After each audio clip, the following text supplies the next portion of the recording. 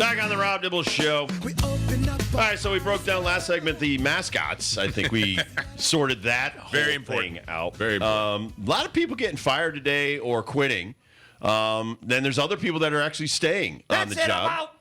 Kurt, no, come back. Kurt, Come back. Don't No, not leave you. us. You're not our offensive coordinator. But I think going into the AFC and NFC divisional finals here, I think a lot of I was just reading up on one of these coaches, I think with San Francisco, trying to get in like 4 or 5, maybe even 6 interviews before this weekend. Wouldn't you think that's a distraction?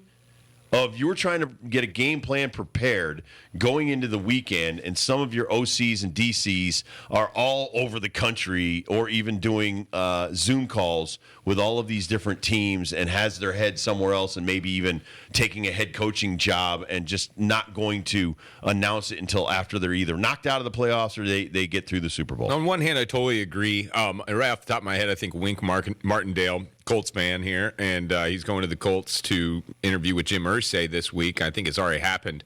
But they're playing the Eagles, team they've game planned for twice already. It's a lot of walkthrough. It's a lot of just detailed stuff. Like there's not a lot different that's going into the game plan unless it's a wrinkle or two right now. But I'm with you. If I was in this situation, again, Wink Martindale's been there, done that in this league. But I'd be all hands on deck. I think it is a bit of a distraction. I think it's more of a distraction just seeing all these offensive coordinators and defensive coordinators get fired on teams that were actually decent, like division champs. Well, let's go Byron Leftwich beginning. Just won a Super Bowl. Yeah.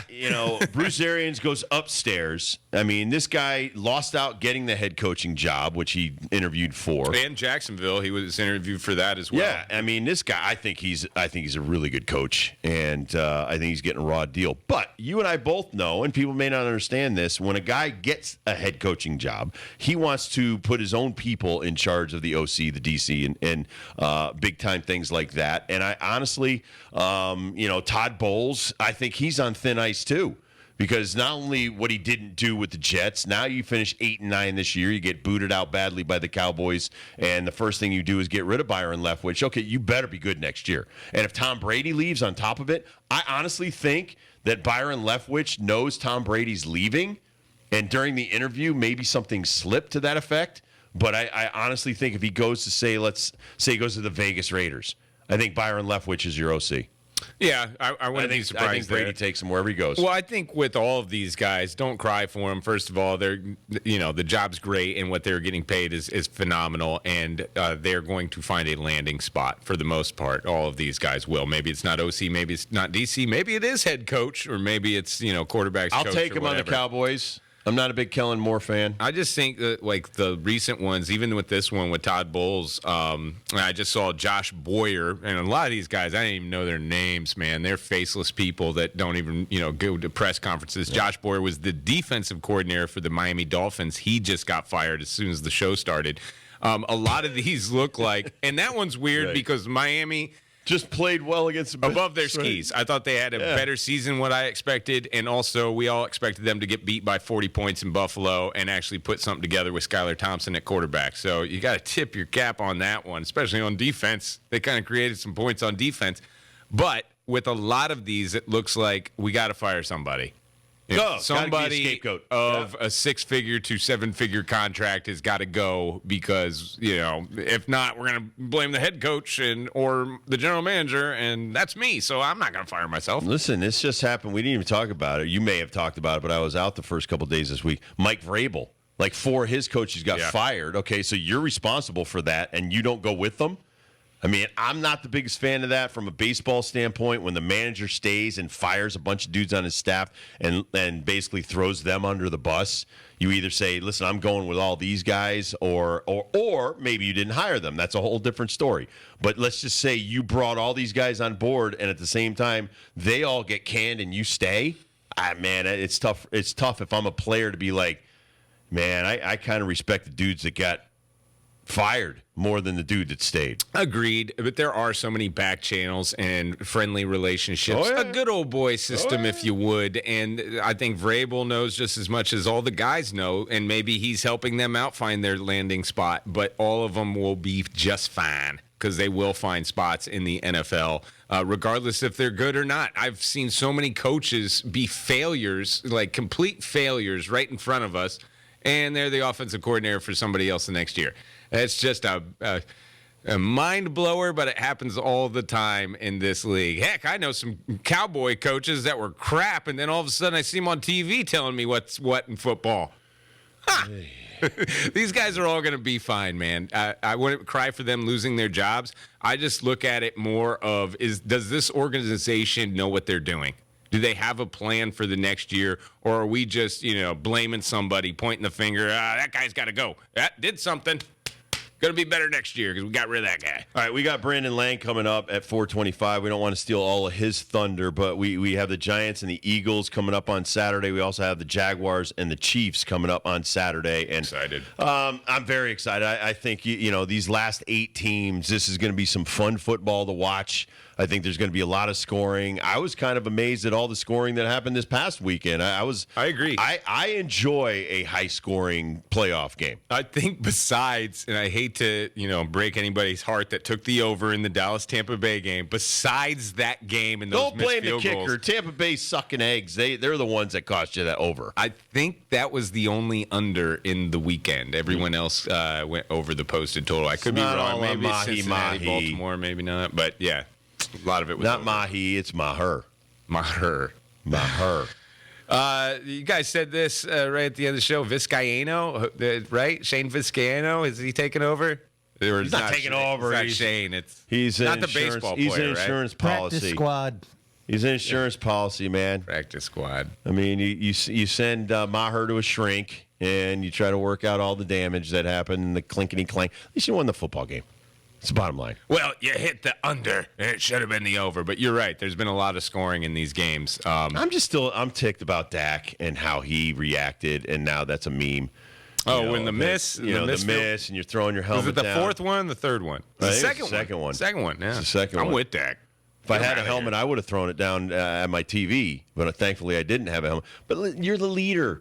You're supposed to be the dude that goes over and consoles him. He's like, dude, you're fine. You're fine. You're fine. I agree. And then you're talking to the other guy. Guys, if he misses this next one, off with his head. I think that there is something to be said about that. And I've always said this when it comes to football coaches and quarterbacks. That's why I was an Eli fan. Is why I really like Tommy's demeanor a lot. Except sometimes he goes off and goes crazy, and rightfully so. But if the game is close, if you are the steady Eddie guy that everybody looks at, then nobody else will panic. If you're the guy blowing up, and I can't believe this is going like this. Kyler Murray, I think, is a perfect example of that. Absolutely. God, why are you doing that? Why are you doing this? And everybody else kind of follows that lead and then gets discombobulated. Well, they feel panic. When you get that guy. If that dude's panicking, that's like the general. So true. Oh, crap. We're dead. We're the privates. So true. General's panicking. And honestly, I think, the 49ers don't have it with Brock Purdy. That's not a thing for him yet. Maybe it will be, but it's not a thing for him yet. So even though, Dak has that a part of his repertoire, I think Brock does too. So I don't think it's going to affect this week. In the other game in the NFC, I think those two quarterbacks are really good at it. I don't know if it's just their personality or if they are cognizant of not getting crazy one way or the other, not being really excited, not being really low. But I think Jalen Hurts and Daniel Jones have that calm, steady Eddie demeanor that you want in your starting quarterback in the NFL. I love Jalen Hurts. I mean, I love Josh Allen. I think he's great. I think Joe Burrow. Joe Burrow's got it. Joe Burrow's got it. He's Joe Namath. I mean, he's Joe Cool from the minute he gets in, walking in. I mean, I loved his whole Gilligan hat act this week because most weeks he comes in, he looks like $1 million or $1 million. He comes in this week, he looked like, he just walked in off the street. And they needed to check his ID. He's messing with Collinsworth, and he's doing all kinds of crap. I mean, I need that. I need that. You and I both know. I used to go into Cincinnati's locker rooms all the time on Sunday, and you could cut the tension with a knife. The only dudes that were fooling around were like the quarterback, the wide receivers, and the cornerbacks. The other dudes, the linemen are sitting in the locker banging their heads against the wall. oh my God. Oh, yeah. My job's on the line. Yeah. I mean, I think I this was with so Gronk. uncomfortable in an NFL locker room, I can't even begin to tell you. I think this with Gronk, and I think this is the best element of Gronk. Like, you don't want the happy, fun time at your quarterback all the time. Like, it's great to have a jokester every now and then. I don't think Burrow's a jokester. Burrow's just cool, man. He's just a cool dude. I think when it comes to cutting time, he's ready. But I think with New England and with Tampa Bay in the last couple of years, Gronkless teams that had some Gronk in their system, and now they don't have Gronk. Gronk was that guy in New England that made practice fun to be at. Right. Now it's business. Everybody do your job. No days off. The Patriot way. But the thing about Gronk, when he switched it on in a game, I mean, he was as tough as nails. Oh, for sure. And it took 5, 6, 7 guys to take him down, and he would play with a broken arm. I mean, I think that allowed. Listen, I played with Deion Sanders in baseball, and I know he's probably a lot different in football, but in the baseball locker room, when it came to being fun, he had a fun time. When it was serious and it was close to game time, there was nobody that could flip a switch like Deion. And I mean, he'd knock his own teammates out to win a game. I mean, that's how serious Deion takes stuff. So I kind of think Gronk has that in him. Michael Strahan said the same thing. He's like, and I used to always ask him because I worked with him a lot when I was on the Best Damn Sports, and I was like, listen, why are you such a fun-loving guy all the time? He's like, I can be. But then once time you got to flip that switch and you get on the field, you're a killer. So I think some guys have. Then there's other guys, I don't think they ever have it.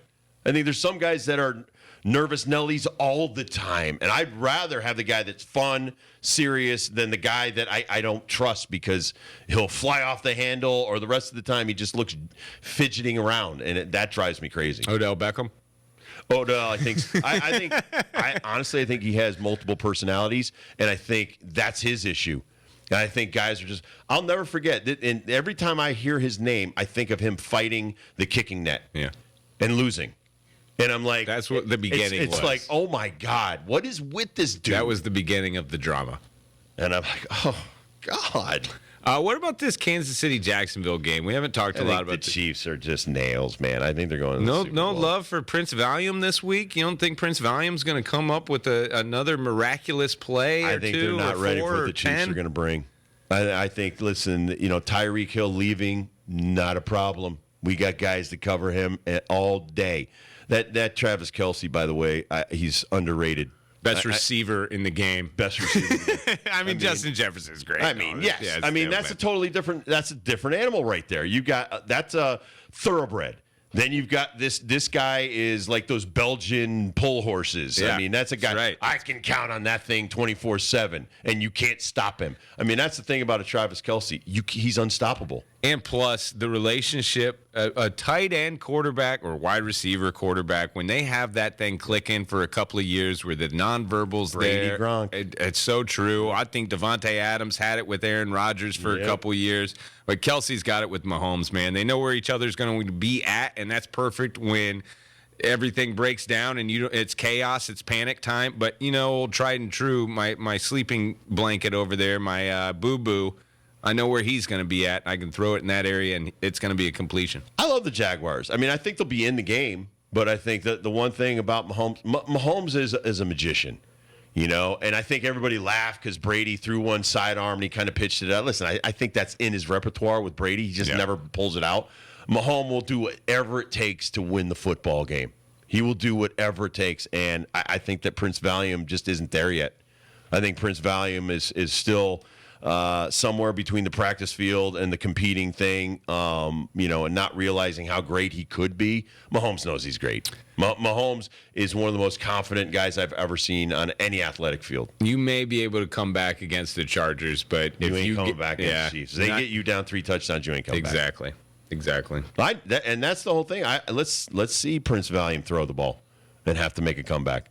I think his legs are the best thing going in this game as far as what the Chiefs might not be ready for is Trevor Lawrence running the football. Agreed. And I think the Eagles might not be ready for Daniel Jones running the football. honestly, I give the Giants a lot more credit. I'm not a Giants fan, by the way. I'm a Cowboys fan. I honestly think the Giants are going to shock a lot of people. They're ahead of schedule right now, and they've got nothing to lose in this game, really. They've had a great season. Daboll's house money. Jones, I think, is going to get paid. You made a great point yesterday, too, though. Jones has done it without great receivers the last Doesn't few have years. anybody. That kudos to that dude. That's impressive. Let me bring it up. I always like looking at it. Dak has had nothing but weaponry. Got a lot. He's like an F-18 with all those missiles and stuff. I mean, he's like so pretty. It's just unbelievable. Daniel Jones is Yet out to there. get T.Y. He's an started, too. A10 warthog guy. All right, so Darius Slayton's probably his best, right? And then you got Isaiah Hodgins. He ain't making most teams. And then Richie James is probably a special teams guy. I'm right sorry, there. man. Like I said, Darius Slayton's a B-list receiver on bad teams. Like if he's on the He's your Houston, Corey Feldman? if he's on the Houston Texans, wow, no, because Corey Feldman's awesome. Right, Kurt? No. Oh, you're a Corey Haynes fan? Yeah. Wow! What a revelation! You don't like Corey Feldman? Kind of makes sense now, doesn't it? Yeah, a little bit. But anyway, Corey Haynes, a.k.a. Darius Slayton, he would be number 2 on Houston. Brandon Cooks would be the number 1 receiver in that. I think the Houston Texans receiving core is better than the New York Giants. It's going to get better. Wow. In the next couple of years. It's going to get better. But, man, they paid Kenny Galladay a boatload of money, and it's hard to remember a catch. Not a lot of remember a production. I catch. think he got his first TD in a worthless game. Did he? Yeah. For him. Good for him. And he celebrated like he got his 20th touchdown of the season. I'm looking forward to all these games, man. All right, Brandon Lang from BrandonLang.com. He is going to join us next. What does he say? Where should you put your money? Where does Vegas want you to put your money? Where your mouth is. Brandon Lang, he brings it every week. Believe Me podcast. You can check out his podcast as well. Brandon Lang from Vegas joins the Rob Dibble Show with Ben Darnell on your afternoon drive. Kirk Kaplan on the ones and twos. We'll be right back.